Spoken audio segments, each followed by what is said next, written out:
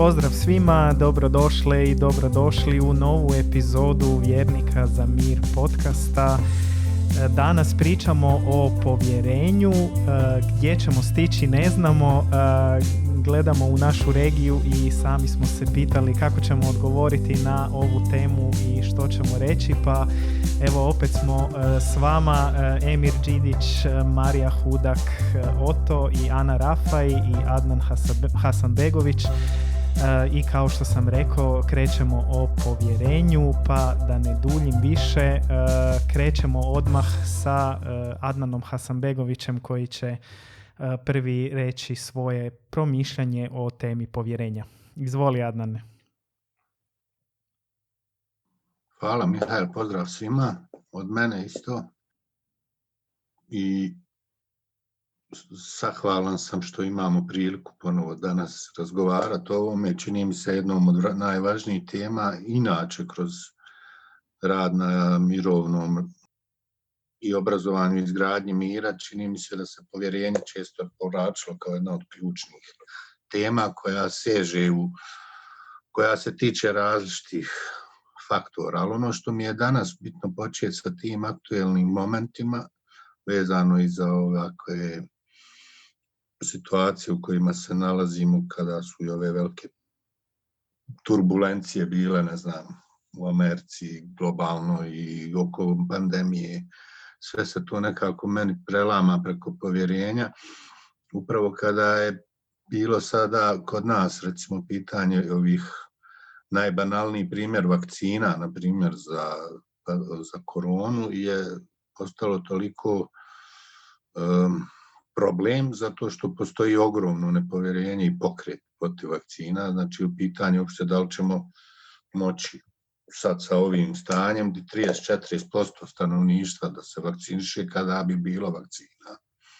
A evo, kaže se da će biti, pa onda sad imate tu kod nas pitanje čije su vakcine, jesu li američke, ruske, njemačke, kineske, pa i to postaje pitanje povjerenja zapravo na osnovu čega ću ja donositi odluku koju vakcinu da uzmem, iako i nemam znanja o tome. Pa opet idem na neko povjerenje, jer ja vjerujem, ne znam, Njemcima, pa ću uzeti Njemačku. Najbolje su, prave dobre aute, pa mora da i vakcine prave.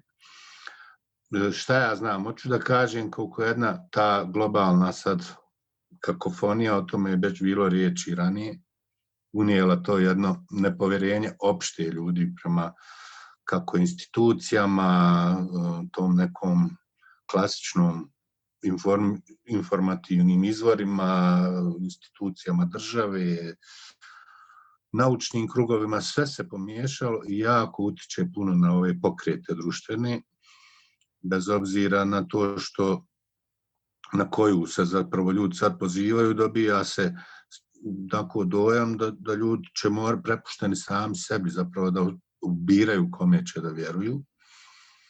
Zapalo mi je za oko, to mi je bila jedna od tačaka koje sam još tad zapisao kad je bio Božić, pa jedan čovjek je na ponoćku išao u Zagrebačku crkvu, pa su ga pitali nakon kad intervjušu ljude po ulicama šta je vama Božić i značenje toga i tako, onda je on rekao zanimljivu meni stvar kako sve što radimo iz vjere, odnosno kako je on to rekao kao o svemu onome što znamo, osim ono što radimo kao profesionalno, ono čemu možemo reći da nešto znamo, to možda jedino ne radimo na osnovu vjere i povjerenja, nego na osnovu onog što znamo, a sve ostalo se zasniva na vjerovanju nekome, nečemu, nešto. Jel? I to mi je onako ostala jedna bilješka tu koliko je to zapravo istinito. Zapravo ja u osnovi možda nešto što sam detaljnije proučavao u životu, pa mogu reći na osnovu toga da nešto znam o tome, pa donosim neko iskustveno ili znalačko zaključivanje, a ostale stvari donosim na osnovu povjerenja u nekoga, instituciju, neke izvore informacija, znanja i tako dalje, kom je autoritet. I onda se tu vraćamo opet na ona neka primarna značenja te riječi, o tome smo možda i ranije govorili, kada kod nas u islamu se kaže nema ni imana bez emaneta, znači kao nema vjere onaj koga se nema povjerenja i onaj ko nema povjerenja prema ljudima. To je zapravo jedna vezana kao sama riječ, kao i u našem jeziku, vjera, povjerenje i vjera su vezane, jel? U onom smislu vjera u Boga, šta vama uopšte znači. Sad tu ja opet se vraćam na to, meni je isto jako bitno da mi je vjerska inspiracija u tom smislu, ta kad kažeš da vjeruješ u Boga, onda na neki način predaješ i povjerenje imaš u njega da će biti dobro, da imaš povjerenje da se nešto može promijeniti na bolje, da vjeruješ da će, ne znam, neke stvari se popraviti i tako dalje. Jer ono što je suprotno od toga kad nema povjerenja, kada nastane to gubitak povjerenja, od optimizma nastaje pesimizam, od, ne znam, filantropije, mizantropija, od želje za popravljanjem stanja, pasivnost, gubitak tih vrijedornosti kad se zbog tog nedostatka povjerenja nekakvog straha se uvuče u ljude. Kao što vidimo kod nas u institucijama ili u društvu, kada ljudi zbog straha od gubitka posla ili, ne znam, diskriminacije i tako dalje, šute o nasilju, o nepravdi. I to je jedna onda onako virusna pojava, simbolički rečeno. Tako da je gubitak povjerenja bukvalno jedno urušavanje sistema zajednice društva. I onda, kažem opet da se, ne znam da ne uzmam previše vremena, sad ovo više kao neka početne moje neke inspirativne riječi i to da sam upravo to govorio da se vratim na to šta je za mene opet povjerenje, postoji ono što je intuicija, znači na osnovu nekog svog emotivno, duhovnog aparata, kako bi ga nazvao, procjenjujem kome i čemu vjerujem, a ima ono što procjenjujem na osnovu znanja ili informisanosti. I vraćam se opet na to u današnje vrijeme, te toliko prisutne manipulacije, odnosno ona je uvijek bila prisutna, ali danas toliko vidljiva, što je možda prednost ovog vremena, da je možemo možda analizirati. Ja sam baš u zadnje vrijeme uključen u jedan projekat, aktivnost, kako prepoznavati manipulaciju, govor, ono što se danas zove poznato kako fact-checking rad, kako rad uopšte potvrdu da su neke stvari koje saznajete istinite i da nisu manipulativne i to je jako važno danas u obrazovanju mladih, čini mi se naročito koji izlaze na internet, koliko su lako podložni različitim uticajima, to se tiče tema i radikalizacije i vrijedonosnih prosuda, kako uopšte razumijemo, da li smo i mi u nekoj ideologiji učeni, u nekom narativu, kako možemo zapravo uopšte razumjeti današnji svijet i odatle je jako bitno kome i čemu vjerujem i zašto. I ko vam je izvor informacija, ko vam je autoritet. Eto, opet se negdje vraćam na početak, ne znam da li ovo sve što pričam je previše raštrkano, ali tu su mi neke stvari koje sam sebi zapisao kao mogući pravci razmišljanja i razgovora u ovom svemu. I eto, toliko možda za uvod. Hvala, Adnane. Emire, što bi nam ti poručio?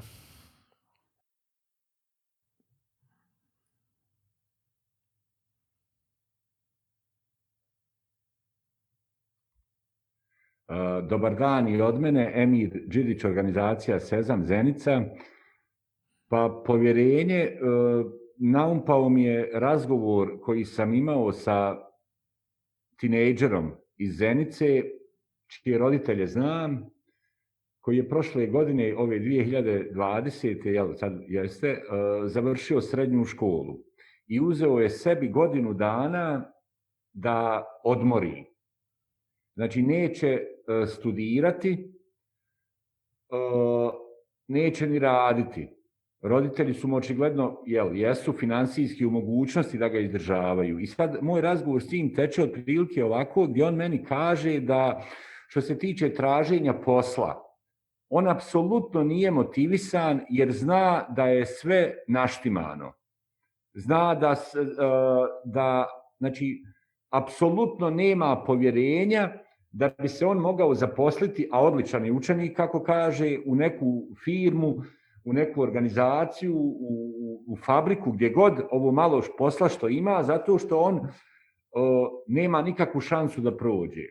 I šta ja sad ovim hoću reći? Razgovor, ja sad parafraziram, meni je najstrašnije i najteže što djeca od 15, 17, 20 godina apsolutno nemaju povjerenja ni u institucije, a nemaju iskustva, nisu na svojoj koži to iskusili. Znači, to su dobili od roditelja nepovjerenje, od zajednice, od medija, a pogotovo dolaskom interneta,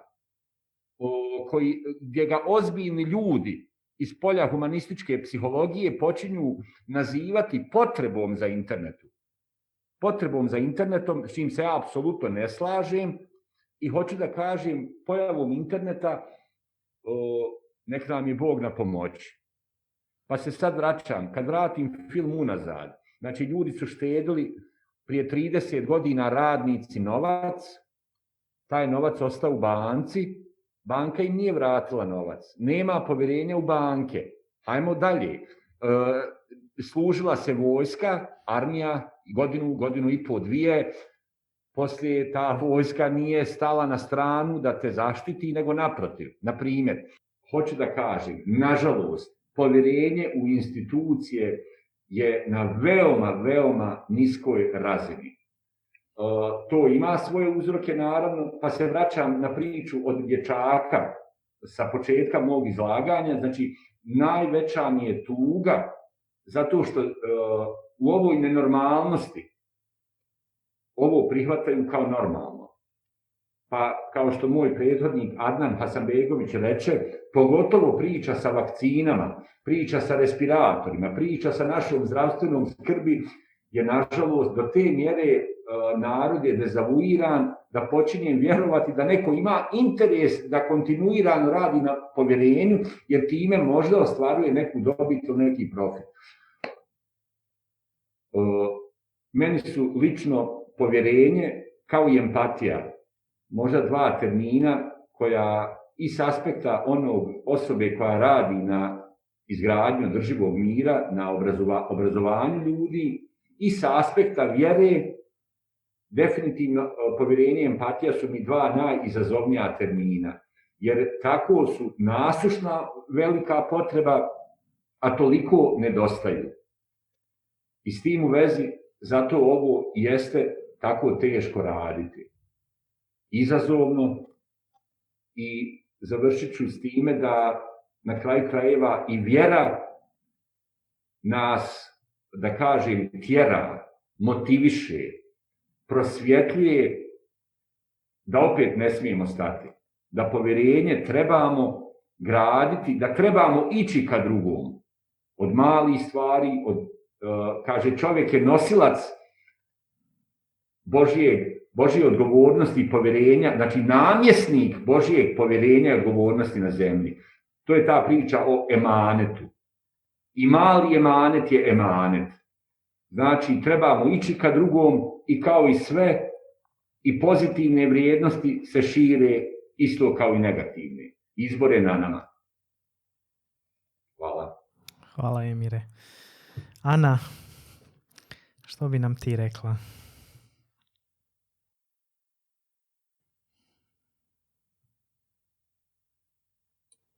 Odmutavim.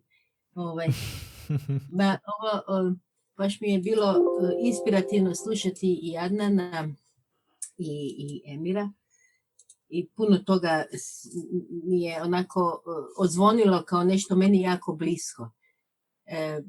Ja ću početi priču od ovog što se desilo kod nas u Hrvatskoj. Eto, još uvijek se pomalo Petrinja i Sisak tresu, kod nas u Sesvetama se to manje osjeti, ali koji puta, ali kod njih je baš bilo kritično i još uvijek je kritično. I sada, dakle, krajem prosinca, decembra je bio veliki potres, Petrinja, Sisak, Glina, i odmah isti dan negdje su se počeli građani organizirati i dolazili su ili su slali pomoć ili su dolazili pomoći ljudima koji su tamo stradali od potresa. Zapravo, mnogi moji prijatelji su rekli da, to je pokazatelj kako mi zapravo nemamo povjerenja u institucije Hrvatske države, da će ona nešto učiniti. I zapravo sljedećih dana se pokazalo da to nepovjerenje ima svoje osnove, jer zapravo su danima, dok god su ljudi samo inicijativno slali pomoć i zbrinjavali unesrećene, dotle se aparat smještao negdje. Mislim, ne znam kamo i gdje, nešto sada je bolje i rade i tako dalje, ali zapravo se pokazalo da nepovjerenje građana, ako to tumačimo njihovu pomoć kao nepovjerenje prema efikasnosti i brzini hrvatskih državnih institucija, se pokazalo točnim. I u tom smislu razmišljam šta znači sada povjerenje u vlast. Vlast kakva je treba pokazati po meni da ona i zaslužuje to povjerenje. S druge strane pak, ako govorim ovako kako je pričao i Adnan i Emir isto vezano uz cjepivo, ta razina nepovjerenja prelazi u jednu zonu praznovjerja. I sada je pitanje, možemo li mi kao pojedinci i kao članovi zajednice u sebi stvoriti jednu ravnotežu između kritičnosti i samokritičnosti i povjerenja. Jer ja smatram da sam u jednoj zajednici, ili trebam izaći iz te zajednice ako nemam nikakvo povjerenje prema njoj, ili trebam se truditi da barem u dijelovima te zajednice, recimo ako sada govorimo o političkim akterima u smislu stranačkim, u smislu dužnosti i tako dalje, trebam se potruditi naći u koga mogu imati povjerenja, koje je to dio čitavog tog sektora na koji se mogu osloniti, koji dio njihovog djelovanja mogu prihvatiti kao afirmativan. Sad ću malo skočiti iz Hrvatske na globalnu razinu. Recimo, ja osobno imam povjerenja da će novi predsjednik SAD-a bolje raditi nego stari. Ako me izigra u mom povjerenju, onda dobro, onda ću si razmisliti zašto sam ja možda neke stvari previše uzela olako. Ali svejedno smatram da trebam pokloniti povjerenje nekome koji novi dolazi, ako ima osnove. Zašto nemam povjerenja prema starom predsjedniku? Pa zato što ja jasno gradim svoj politički stav otpora prema populizmu, otpora prema laganju, otpora prema vređanju. Znači ja u tom smislu mislim da je povjerenje između tog otpora ili između te kritičnosti i otvaranja prema novim mogućnostima, pa ćemo vidjeti. Pa taman da riskiram da budem etiketirana ili protumačena kao naivna. Ja mislim da to ima smisla. Mislim da kao pojedinka ima smisla razmišljati o kontekstu u kojemu jesmo. Taj kontekst društveni je i nepravedan, i nepovjerljiv, i neljudski, ali ja mislim da je poslanje moje i kao čovjeka i kao vjernice da unutar tog nepravednog konteksta se trudim biti pravedna. Unutar neljudskosti biti ljudski. I u tom smislu mi nisu referentne točke oni prema kojima nemam povjerenja, nego su mi referentne točke oni koji me ohrabruju za povjerenje. To mogu biti moji prijatelji, to je moja grupa Vjernici za mir kojoj pripadam, to mogu biti neki uzori, to mogu biti neki, kad vidim da u političkom djelovanju neki potez koji smatra vidi što mu je uspjelo, od tih ljudi, uključujući spomenutog Bidena ili bilo kojeg političara, ništa ja ne očekujem, ništa oni nisu jači od mene. Oni su samo na nekim drugim pozicijama i njihove recimo, njihovi potezi koji bude nepovjerenje su, kako bi rekla, imaju veću težinu jer su vidljiviji, jer su na tim pozicijama na kojima je to. Ali samo izgradnja društva, izgradnja mira ne ovisi ništa više o Plenkoviću nego o meni. I nekako mi se čini ono što mi se svidjelo, završit ću sa time, na inauguraciji Bidena govorila je jedna mlada pjesnikinja, Amanda Gosman, mislim se zove, iz Los Angelesa. Ona je pročitala svoju poemu i zadnji dio njene poeme glasi, kaže: mi ćemo vidjeti svjetlo ako ćemo imati hrabrost da vidimo svjetlo.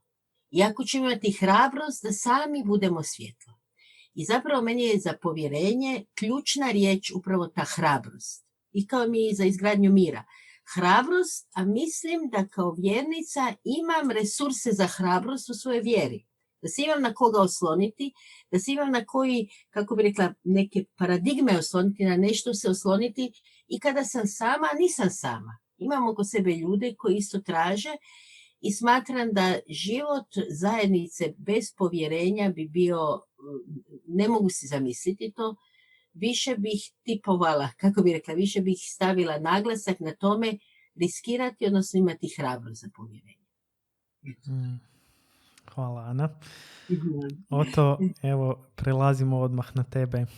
Je. Ono što mene uz ovaj pojam nekako veže, zapravo taj više misteriozno povjerenje, jer to je ko neka permanentna suigra kako hodam kroz ovaj svijet. I koliko ja tu imam unaprijed, da tako kažem, kao da je to jedna suprotna strana za mene predrasudama. Jer predrasude imam i onda to me drže na distanci više, ako ga nosam sa sobom i ne razgrađujem. A povjerenje kao da unaprijed daje nešto isto, ali onda razne udarce mogu doživjeti. I unatoč udarcima, što je ono što me i dalje drži da gledam na ljude ili na ovaj svijet ili ovaj poklonjeni, ako gledam iz vjerničke perspektive, sve mi je poklonjeno. Sve, ama baš sve. Jer, i onda koliko ja gradim i imam hrabrosti da živim to u međuljudskim odnosima s povjerenjem. Ono, da sam svjestan zaista da to, kako bi rekao, jer i kad doživim nešto od nekoga, ja sam opet izazvan šta ću s tim. Hoću i dalje, hoću raščistiti taj konflikt onda, pa idem i dalje s povjerenjem, pa imam snagu, ili doživio sam razočarenje jer sam to i to očekivao, više sad neću tako, neću ja biti naivan. A ko kaže da sa tim stavom ću prolaziti kroz život sretan, zadovoljan, gradeći kvalitetne odnose, ko kaže da tako je moguće? Znači, kao opet se vraćam,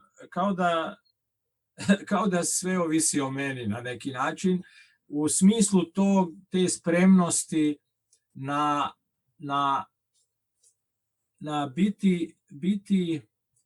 biti priseban sa suodnosima i opet one kriterije imati koje mene nose da s tom snagom zapravo kročim i dalje u život.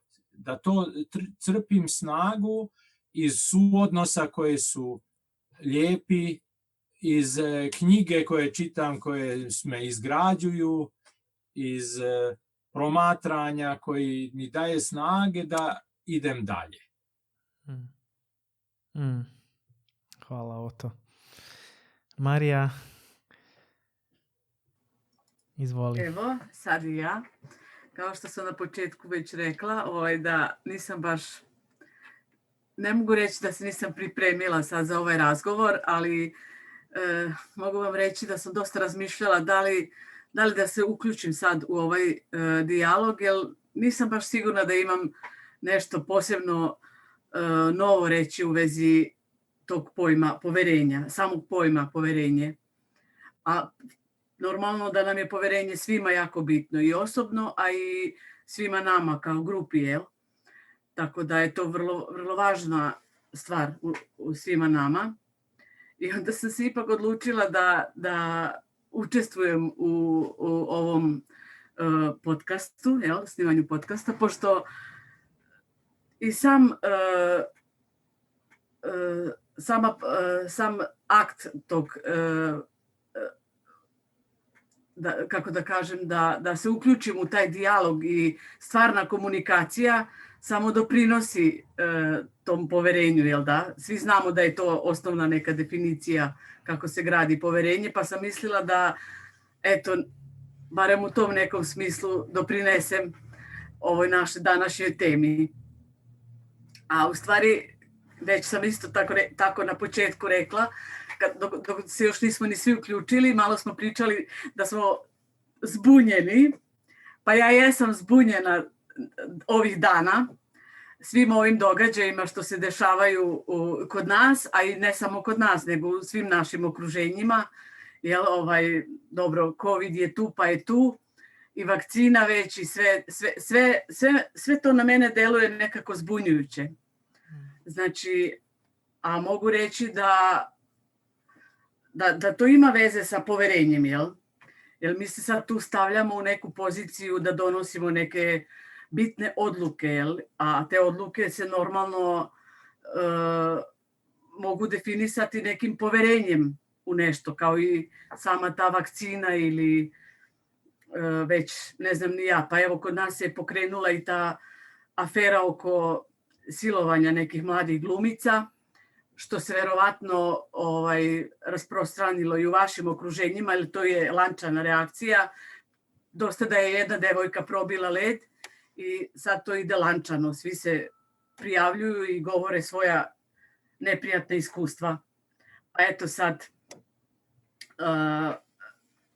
i to mi je isto delovalo da bismo mogli i na tu temu malo prodiskutovati, ali eto, samo da ja veoma sam zbunjena sa svim ovim događajima što nas trenutno okružuju. Eto, toliko za sad s moje strane. Hvala, Marija.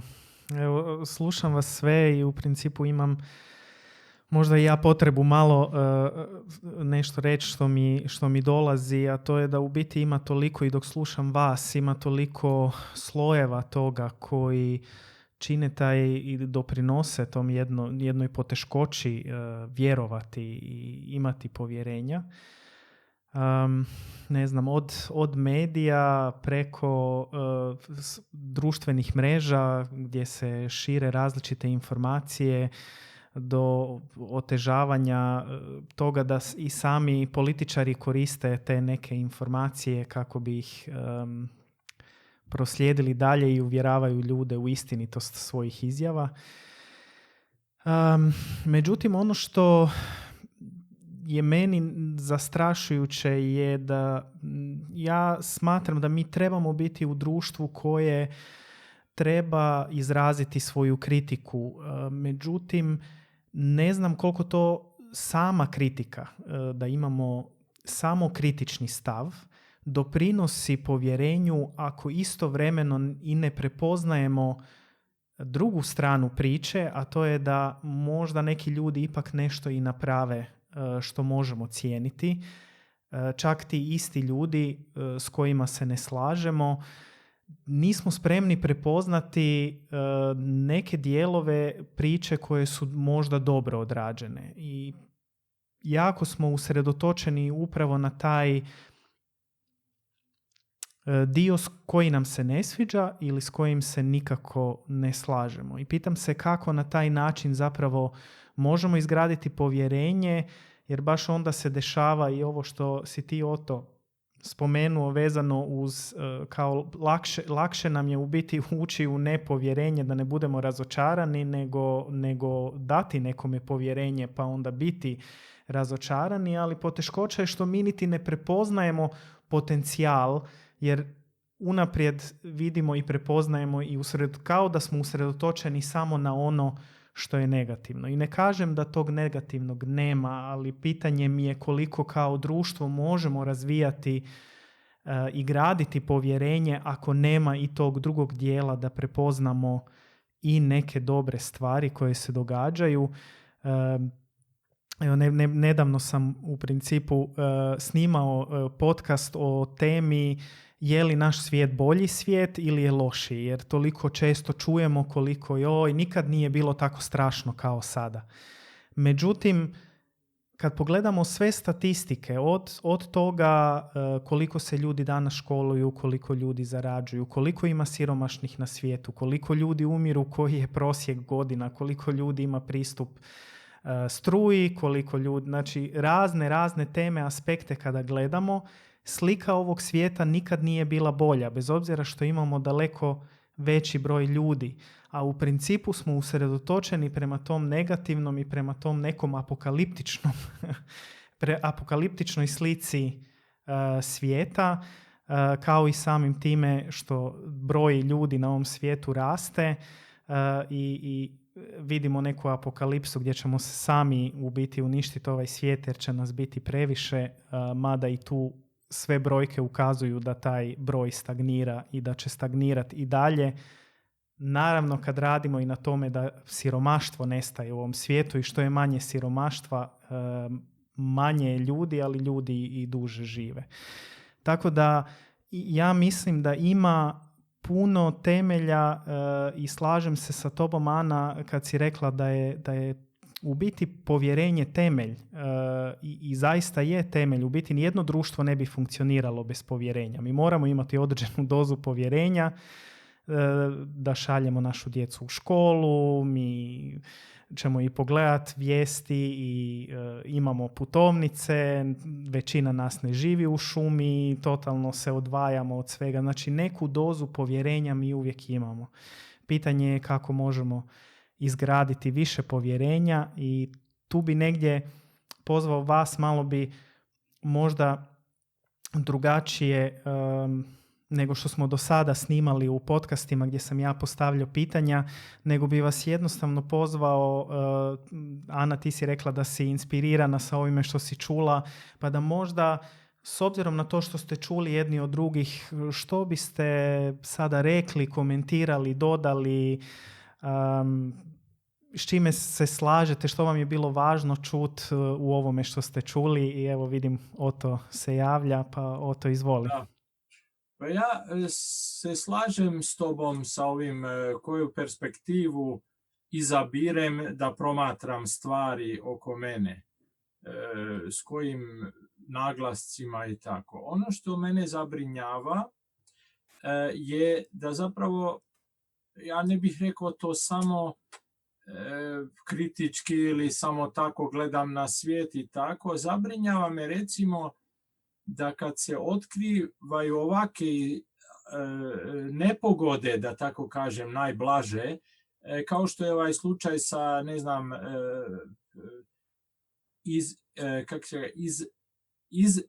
kako se to kaže, no? Povjerenje kad se izigra. Evo u slučaju ovih glumica i svih tih u institucijama koje su kao za školovanje, za ovo profesori iskorištavaju svoje moći i tako.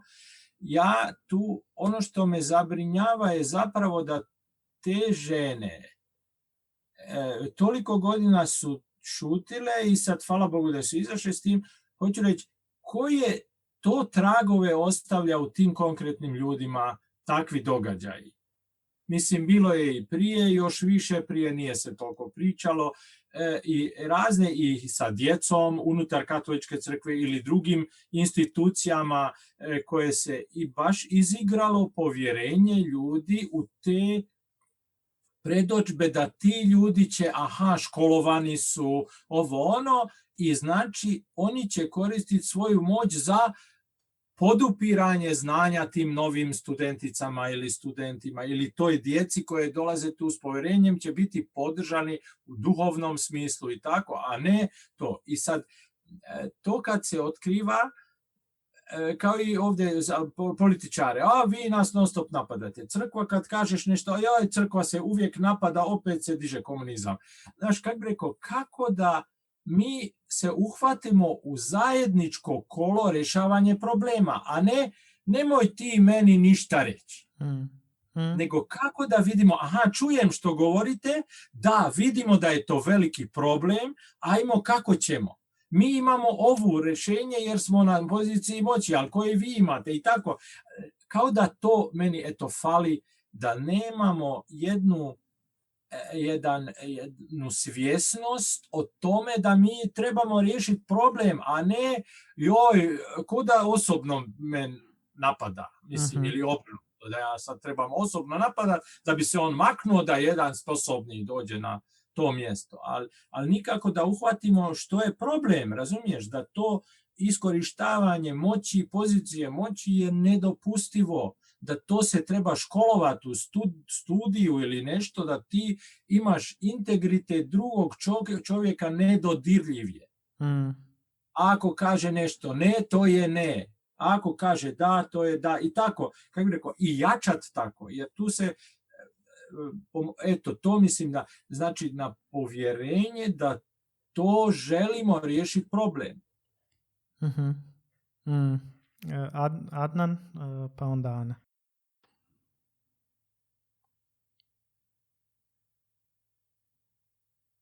Pa dobro, da, mene ste inspirisali na svašta nešto, ali ono što bi sad samo možda fokusirao da podcrtam ono što je rečeno. Čini mi se važno podsjetiti na to da smo mi u mirovnom radu sve ove godine, 20 godina unazad, recimo tu u regiji, postratnom tom periodu, stalno insistirali na tom, to spominju rješavanje i sukoba i dijaloga, a kako uopšte sa neistomišljenikom, da ne kažem neprijateljem, ulaziti u dijalog je upravo čin vjere, zapravo da morate taj jedan rizik da ispadnete ili naivni ili pa čak i, ajde kažem, neko ko rizikuje da podilazi nečemu što će neko ocijeniti kao neko neprijateljstvo ili nešto što je opasno. Recimo, ja sam se stalno susretao s tim kompromisom sa nacionalizmom, s obzirom da radimo u takvom kontekstu. Pa ste stalno bio sam izložen tome da sam proglašen ne samo izdajnikom u svojoj grupi, nego neko koje potiče ili daje prostor nacionalistima, zato što sarađujem sa njima. I onda sam stalno bio time izložen da i sam sa sobom, Bože dragi, da li ja ovo smijem ovako.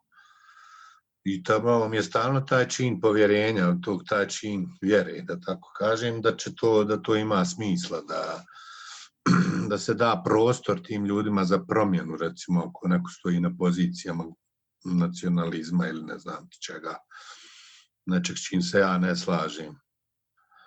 I šta se onda dešava? Vi zapravo time dajete šansu i za promjenu i ono što je jako bitno tim činom povjerenja, vi stvarate jedan zajednički prostor eventualne transformacije tog sukoba, tog nečeg. Znači, bez toga ne ide. Zapravo je vrlo teško da može i doći do promjene u društvu. Ako vi ne stavite povjerenje da će taj neko ko je drugačiji ili čak neprijatelj uopšte doći do kako uopšte mislimo, onda graditi mir bez toga, znači. Baš sam se sad sreo u dijalogu sa ljudima iz Amerike, aktivistima, kako oni sad, Bože, sa tim ljudima koji podržavaju Trumpa, šta sa tim, kao oni su sad zbunjeni, jel? Ja sam govorio o tome kako imam iskustvo da vi morate pristupiti tim ljudima s povjerenjem, da će oni, ne osuđujete njih, nego ideologiju možda koja, ne znam, može stajati za toga ili su trebate im pristupiti kao neko ko je i vi u nekakvom zajedničkom, što to sad reče, zajedničkom smo prostoru rješavanja problema, želim da ti vjerujem da možemo zajedno to nešto mijenjati. I onda tu možete biti iznevjereni, naravno, i to je isto dio stresa koji je neophodan, ali kažem, bez tog čina vjere, povjerenja, ono što je Ana govorila o vagaču tvoja djela, ne znam, pa ako me izneveriš, Bože moj, mislim, ja moram istrajati na tome da želim mijenjati na bolje, koliko ja mogu da osvijestim to šta je dobro i vjerujem da je znam. Znači upravo što je Mihajl rekao, kaže, svijet je možda danas bolji nego što je ikad bio, ja se s tim slažem u načelu zato što neke, da tako kažem, računljive stvari, brojeve mogu da nam ukazuju na to, ali s druge strane, zbog te informiranosti veće, mi znamo i za mnoge tamne strane sve više spoznaješ i loše i dobro. Nedavno sam to čuo, kao ta spoznaja kada ti raste ti spoznaja i dobra i zla. Jel? Pa si onda možeš ti, ja sam 1000 puta bio onako, rasturilo me kad počinješ ono što se kaže osvještavati sve moguće nasilje i nepravde, treba ti ono svjetlo, jel, što je Ana govorila, ta djevojka što je govorila o tom hrabrosti da vidiš svjetlo. Moraš i to stalno biti svjestan da je i dobro prisutno, iako je tama, recimo, tebi trenutno u tvom okruženju. Tako da, opet kažem, što više znaš, imamo mi one izreke, što više znaš, više si nesretan kao, jel, da te iskustvo vodi u taj cinizam, to nepovjerenje, onda naši stari, kao kad poču, ne znaš ti kako je to, nemoj njima vjerovati ili te predrasude, to se čak smatra mudrošću u određenom smislu, a Bože dragi, to je velika glupost zapravo i zapravo trebalo bi da je ta mudrost kroz iskustvo. Možda ćeš ti naučiti da više ne budeš naivan pa da na prvu letiš ili da možeš procijeniti dobro neke ljude ili situacije kuda vode, ali s druge strane bez tog čina, opet se vraćamo na čin vjere u Boga, znači koji svima nama želi dobro, ti zapravo moraš uvijek nešto riskirati tu da možeš izgubiti, kao ulazak u partnerstvo iz ljubavi, možeš biti povrijeđen i u odnosu prema drugoj grupi, prema institucijama, prema svemu, ali ja mislim da ta stalna obnova mora dolaziti povjerenja, jer ako to izgubimo, onda idemo, što se kaže, down, to je neki totalni gubitak vjere. Hvala, Adnane. Ana, izvoli. Ovo sve što je pričao Adnan i ti što si govorio, ono me podsjetilo na to što je meni jedna dugoročna čežnja u društvu, a to je da živim u društvu u kojemu je više ima kulture dijaloga. Ta kultura dijaloga mi fali u smislu, ne samo sada na tim razinama, na medijima i tako dalje, nego čak bih rekla i više u mikrorazinama gdje nisu, recimo tu bih samo izustila te mirovne neke oaze u kojima ljudi malo drugačije razgovaraju, ali u principu ta jedna kultura dijaloga koja traži određeni postotak povjerenja unaprijed, nekog anticipirajućeg povjerenja da bismo mi i izrazili problemi, izrazili neslaganje, ali nekako u duhu dijaloga. To je recimo to prvo što mi fali i u društvu i u politici. Politika je cijela na kompetitivnosti građana, ko bolje zna, i ako ti si u suprotnoj stranci i da nešto imaš dobro, pa neću to priznati jer to nije u richtlinije stranke. Taj dio mi je, i tu su za mene neistomišljenici.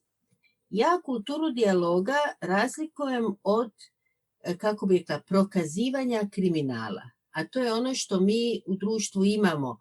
Prokazivanje kriminala, recimo ovaj zadnji primjer nekog župana koji je sebi uz jednu kuću, drugu kuću, jedan stan, drugi stan.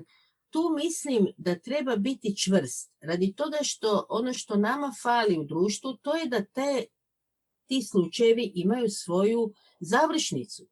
Ne samo da je on kažnjen. Ja za moj pojam nije mi u duhu dijaloga da on bude isključen iz društva. Nego neka vrati, neka plati i nek idemo dalje.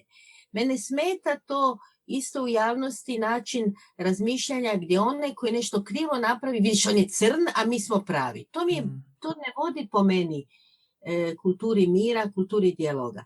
Ali vodi kulturi dijaloga pravednost. Ne možeš ti biti da ne ubiješ čovjeka ko jedan poduzetnik pa se ganjaju sudovi. Ne može to biti. Mislim, konačno je ovaj Trump što ga sad spominjemo. I on bi trebao platiti neku kaznu, mislim, nešto bi trebalo biti za njegove sve. Laže danas jedno, sutra drugo, tri, nije jedini koji to tako radi i onda kada ga novinari ne pozivaju na to, onda ih vrijeđa. Mislim, ne, to nije, znači to zovem kriminalom. I zapravo ono što mene bi bilo zanimljivo, nikad nemam vremena se time do kraja baviti, je razlikovati što je različito mišljenje, a što je laganje. Pa neću ja diskutirati sa nekim ko laže. Mislim, ako je nešto laganje, je laganje. Mislim, ako ti... I ono što smo znali isto razgovarati ovdje vezano uz činjenice. Sad on shvaća stvari ovako, on shvaća stvari onako, on shvaća onako. Čekaj malo. Mislim, ako mi ćemo tako svaki svoju imati subjektivno shvaćanje stvari koje gledamo, da ne trebaju nam ni riječi. Jer riječ je neko zajedničko značenje koje mi u zajednici imamo. Onda nam ne trebaju, onda idemo tamburati. Idemo, umjesto da govorimo riječima, idemo govoriti nekakvim zvukovima, ritmovima, ne trebaju nam, mislim. Riječ je nešto što mi možemo imati neke oscilacije u definiciji, ali ne možemo imati takve oscilacije da netko vidi da ima COVID, a netko da nema. Ko je taj autoritet koji će to vidjeti? I zapravo onaj koji tvrdi da ga nema, a ako je autoritet znanost, tvrdi da ima, nek plati kaznu, ko što će platiti, mislim, ja sad to bez veze ovako nabacujem, ali neka odgovara za tu svoju izmišljotinu da je zemlja ploča. Mislim, razumiješ? A ne da se to vrti mi to imamo i u političkoj sferi, za dom spremni, je li to fašistički ili nije fašistički, razumiješ? Mi gubimo svoje živote, svoje vrijeme na to da mi raspravljamo sa nečim što nije više mišljenje. Nego ne znam šta je to, neka žvaka, nešto tako. Znači ja tu to razlikujem, ali mislim da je ipak temelj razvoj te kulture dijaloga i nekako uključivanje. Mislim da je suština i borbe protiv populizma nije isključiti te ljude, nego uključivanje ljudi u nešto drugo. Što ja smatram da je nekakva mirovna kultura koja po meni podrazumijeva da svaki ima mjesto u ovome društvu i na ovoj zemlji i nekako to mjesto moramo naći da jedan drugoga ne isključuje. Da.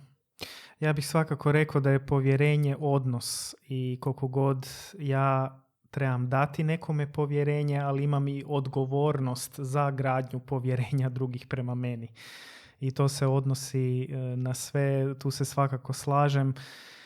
Pitanje mi je kako mi kao društvo, i možda to je moja neka čežnja, je kako mi kao društvo možemo biti više transparentni u smislu da ne budemo društvo nužno kažnjavanja, ali da gradimo više tu atmosferu gdje mogu priznati da sam nešto krivo napravio i da sam pogriješio, što nažalost nema u tako mi se bar čini u kulturi, ajmo reći, tog institucionaliziranog dijela društva, pogotovo gdje bi trebalo biti nekog priznanja.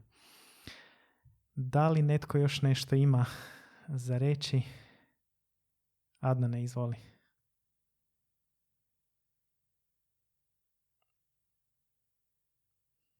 Ma ništa, samo mi dolaze inspiracije jedna za drugom.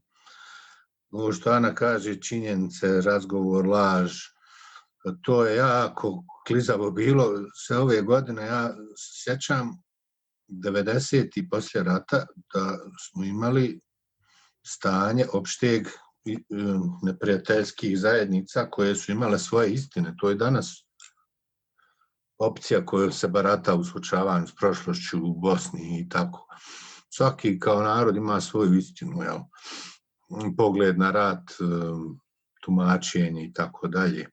S tim što se oko činjenica nikad nije znalo šta, kako sad. Da li je u Srebrenici ubijeno 8.500 ili ne, i šta sad sa tim. Ja bi samo rekao kako se tu i dan danas, bez obzira što su dostupne informacije, lako upada u to da se sa činjenicama poigrava. Znači da ljudi ne znaju šta su istine, znači ne možete ga onda optužiti da laže.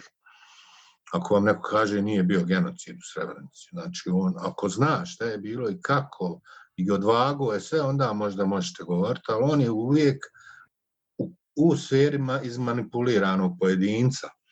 Nije isto kad to kaže Dodik ili ne znam neki seljak iz tamo Bratunca, razumijete me? U tom smislu je to jako osjetljivo pitanje. Ja se slažem da ne treba podilaziti laži, to je jako bitna linija, jer današnji filozofija je post-truth društva, ko biva, to ide do krajnjeg cinizma. Pa čovjek kaže, vi slobodno vjerujte to, a mi ćemo vjerovati ovo. Znači, razumijete me?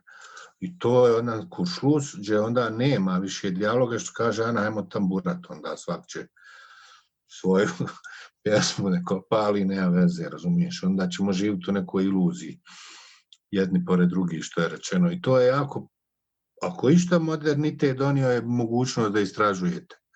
Međutim, to ljudima se ne da ili ne žele, još uvijek je to neznanje blagoslovljeno, pod navodnim znacima, i jako je teško onda ljudima, kako bi se reklo, vi kad dođete sa informacijama, oni će shvatiti vas kao manipulatore, kao da vi sad nešto ubjeđujete u nešto što nije istina. Tu se lako teorije zavjere povlače, a s druge strane te neke elite koje bi mogle znati, oni se bave zavjerom čutanja.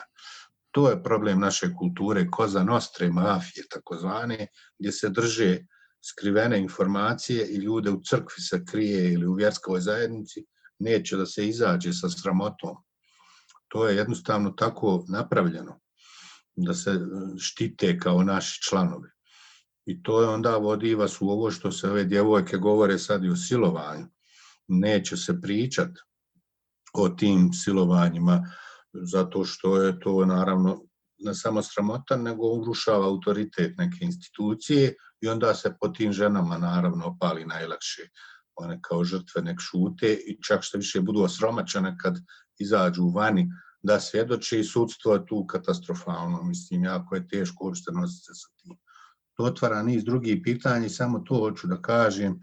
Dakle, da bi se vratio na tačku povjerenja, ja moram znati zapravo da su ljudi često žrtve manipulacije, čak i oni koji mi možda doživljavamo kao problematične na više načina. Kad sam radio sad na tema manipulacije, shvatio sam da manipulacija znači upravljanje, što ne mora biti nužno loše, nego je mahinacija ona riječ koja se traži. To vam je ono kad neko svjesno neće da pusti istinu, da izađe ili skriva, pravi nam štetu namjerno.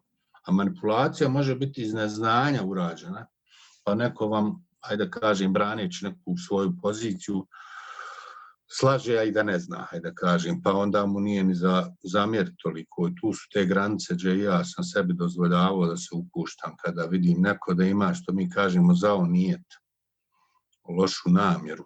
Mada kod vas ima ona izjaka, dobre namjera, poplaća na put pakao, ali ja sam tu malo tolerantniji. Ja bih rekao, ako dobra namjera postoji, vjerovatno ima šansi da izdobri i da vjerujem, onda imam povjerenja da nešto može biti. Eto, toliko. Hvala, Adnane. Reci, Ana. Ako može još kratko replika, pa da onda nekako možda idemo prema kraju. Ono što bi ja htjela reći, jesam otvorena, vezano uz ovo što je govorio baš Adnan, drago mi je što si to rekao, jer nije rješenje u činjenicama, to i mi vidimo u raznim konfliktima. Ono što sam ja željela reći je sljedeće. Kada ti, recimo, Trump tvrdi da su mu ukrali izbore i plati ne znam koliko sudova da provjeri i taj sud provjeri. Znači on je otišao na taj autoritet smatrajući da taj autoritet točno broji, a ovi da loše broji, koje osumnjiči da su. I kad mu sudovi kažu ne, nisu ti ukrali i on dalje to tvrdi, to hoću reći, to je za mene laž. Imamo jedan mehanizam, jedan instrument, to su ti sudovi, koji su mnogi od njih i republikanskog usmjerenja političkog. I znači ako ima načina kako mi možemo doći do određenog podatka, nije zadnji podatak u gradnji povjerenja, to se ja s tom slažem. Hoću samo reći nešto sa pozicije vjernika ili vjernice. Mi kao vjernici znamo da Bog hoće da mi znamo istinu i da Bog hoće pravdu. Dakle, mi kao takvi nismo vlasnici istine i pravde, ali mi znamo da Bog na koga se mi oslanjamo hoće da mi znamo istinu i znači traženje istine je sveti posao I ustajanje u otporu protiv laže je sveti posao. Znači, ono što ja očekujem od građana danas je da ustanu protiv populističkog manipuliranja. Naravno, i ja sam izmanipuliran, ti, mislim, to razumijemo da smo mi u interakciji, ali da ustajemo u otporu, negdje ćemo se izvući. I da znamo da zalaganje za pravednost, i tu je i povjerenje, je nešto što je Bogom, kako bi rekla, Bogom htjeno. Prema tome, ako je to htjenje Boga, onda smo na dobrom putu, razumiješ? Ono što mene smatra u tim elitama i u manipulacijama s ljudima, kaže, ma ne možete vi, ma vi ste samo mali ljudi, vi ste samo, ne možete prepustiti, institucije rade svoj posao, figu frišku, razumiješ? Mi nismo ti kojima će neko reći ne možete vi, a Bog kaže možete, razumiješ? Prema tome, komi šta sad tu ima govori da ja ne mogu. To sam samo htjela reći, da ta me vizija vodi. A da sam ja jedan samo čovjek koji može biti i tako, to se sasvim sve, ovo što si rekao, čini se da se slaže. Ono što mene još, ono što bih dodao je, to kada ti raskrinkavaš probleme u društvu i tragaš za istinom, pravednošću te kategorije. Ono što se desi da odjednom prepoznajem saveznike na svim identitetskim grupama. A onda moja institucija ili religijska skupina kaže ne, ipak mi, da, svejedno, mi moramo dalje. Sa svim tim teretima, da tako kažem. I nešto ćemo se ispričati i kao gotovo. Ali suštinski se puno što ponavlja nadalje. I to je meni veliki problem. A pozivaš se na božanske knjige, a oko nas ateisti kažu šta vi pričate ljudi, šta radite, pogledajte povijest, dominacija toga što vi govorite nosilo je smrt i to. I onda mi vadimo, ne, bilo je i pojedinaca koji su lijepo činili za druge i tako. Jeste, ali dokle to ide da mi ono što, kao da nemamo temelja zajedničko kad kažemo da ovo nije pravedno nikako i ne može se desiti u ovom društvu, a opet se dešava.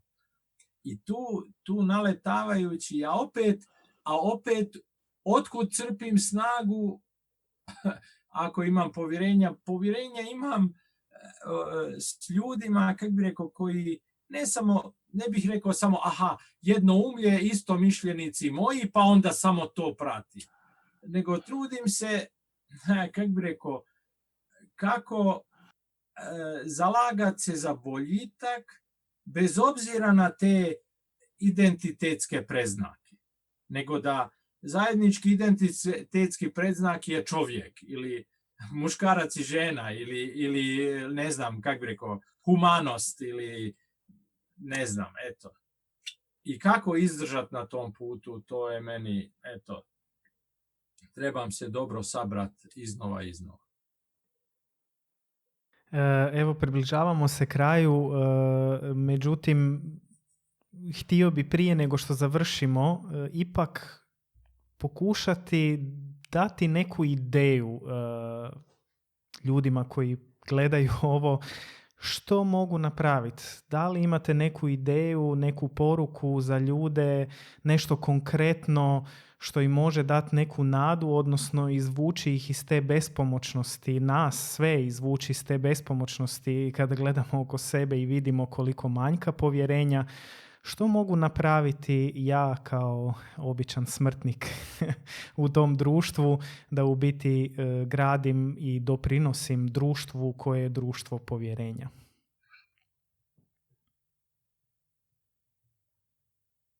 Ja bih rekla, meni je ključna riječ hrabrost. Hrabrost u smislu iskorakni i u smislu preuzmi odgovornost. Preuzmi ti kao osoba, kao član ovog društva, građanin, građanka, a preuzmi kao vjernik, vjernica, odgovornost za izgradnju povjerenja. Koliko možeš. Ne idi tamo gdje ti je preteško, gdje se bojiš, ali pitaj se što ja mogu učiniti za povjerenje. Hvala, Ana. Emir pa Adnan? definitivno to je ova ista riječ hrabrost. Hrabrost kao izazov, hrabrost ako ništa kao dječja igra, da pristupiš drugom, da osjetiš osobu, da osjetiš pa i Božje prisustvo, da osjetiš sebe i da probaš. To jeste rizik potencijalno, međutim to je i život. Da, malo prije sam govorio o nepovjerenju u institucije, ali iste te institucije sačinjavaju i ljudi. Pa igra je, izazov je, hrabrost je, probati i definitivno se može. I onda nađete, da kažem, i u svom vrijedonosnom utemeljenju podlogu da ne možete se vratiti nazad i da hoćete. Jer kad to uspijete, onda je veoma lijepo, blaženo.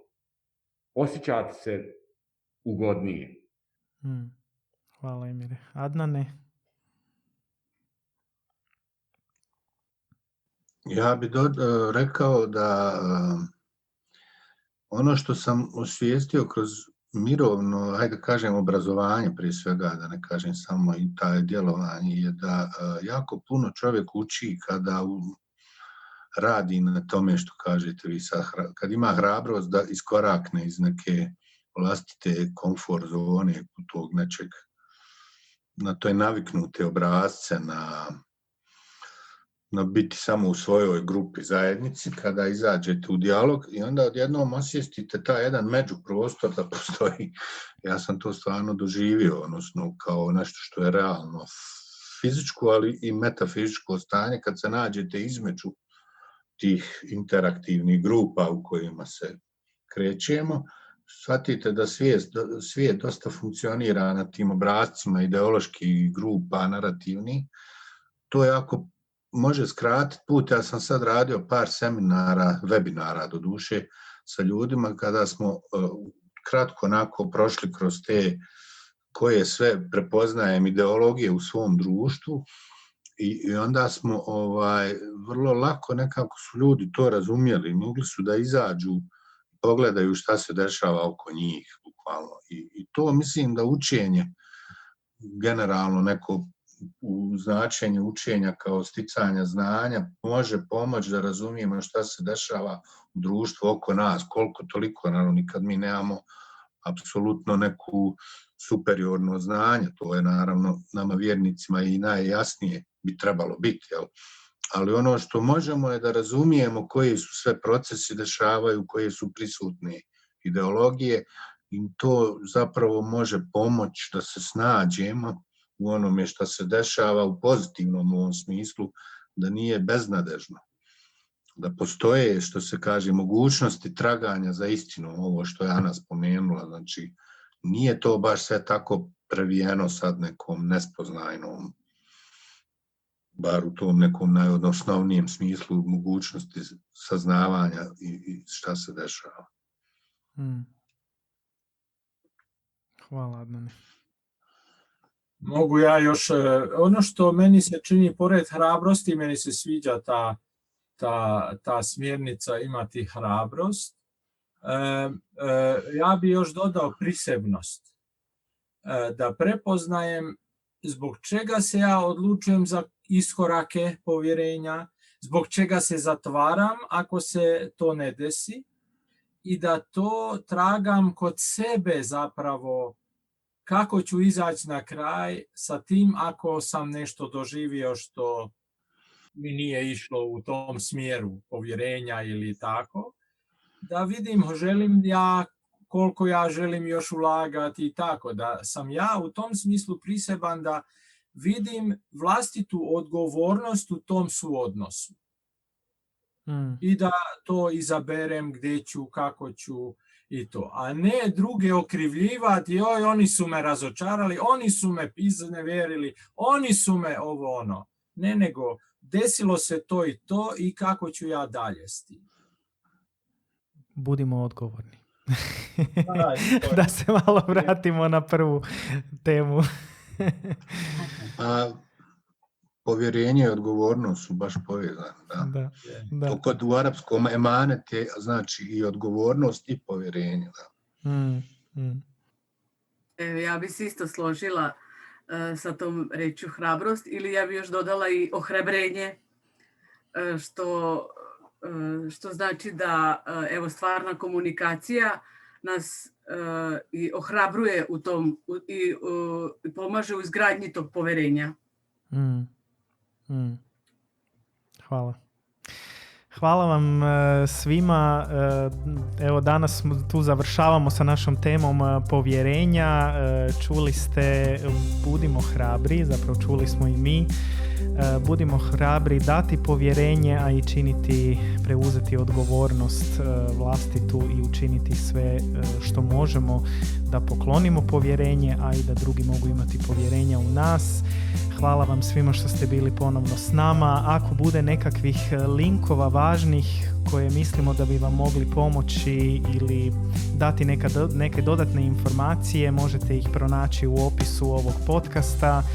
Mi se vidimo uskoro, ako se ne varam, planiramo barem jednom mjesečno snimiti ovaj podcast, tako da se vidimo za mjesec dana. Do tada svima pozdrav, Bog!